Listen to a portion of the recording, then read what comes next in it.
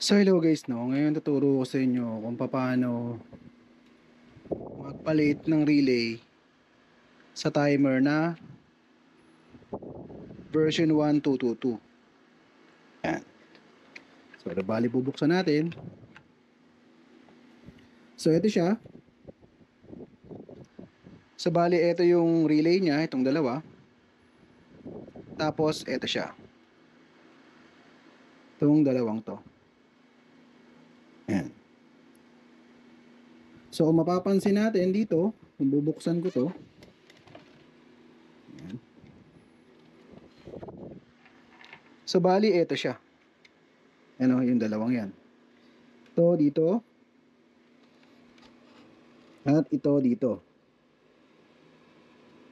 Minsan kasi kapag nasira yung relay, ito yung hindi na gumagana kahit nakabukas.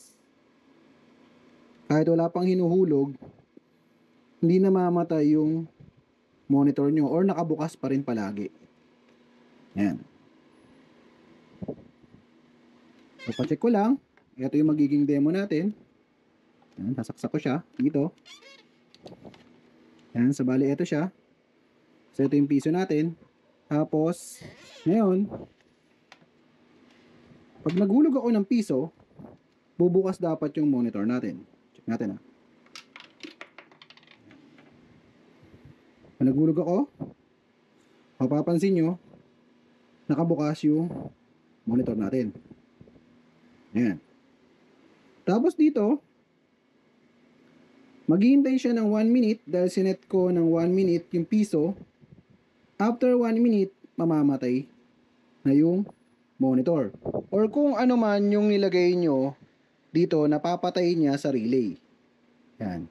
In this case, ang gamit ko is monitor na to, nakasaksak dyan, na pag natapos yung oras, papatayin niya na yung monitor. So, ayan.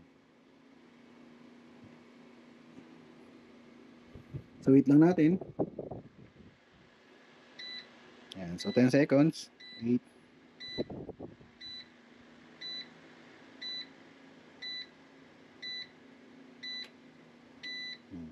Namatay yung oras, namatay yung monitor kasi yun yung nakasaksak sa kanya. So, bali, ito yun. Ayan. So, pag sira na to, o di gumagana, pwede nyo ilipat siya dito. Tatandaan nyo, ganyan lang. Pwede siyang ilipat dito. So, dalawa kasi yan. Ayan, pwede nyo ilipat. And then, same uli. Okay natin. Maghuhulog tayo ng piso. Timer. So, and then, bubukas ulit yung monitor.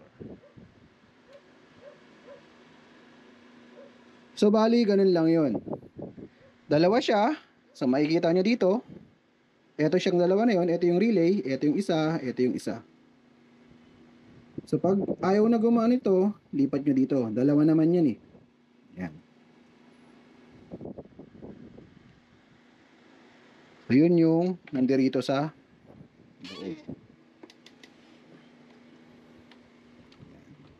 Kita nyo. So, ngayon, nakasaksak sa akin dito. Yan.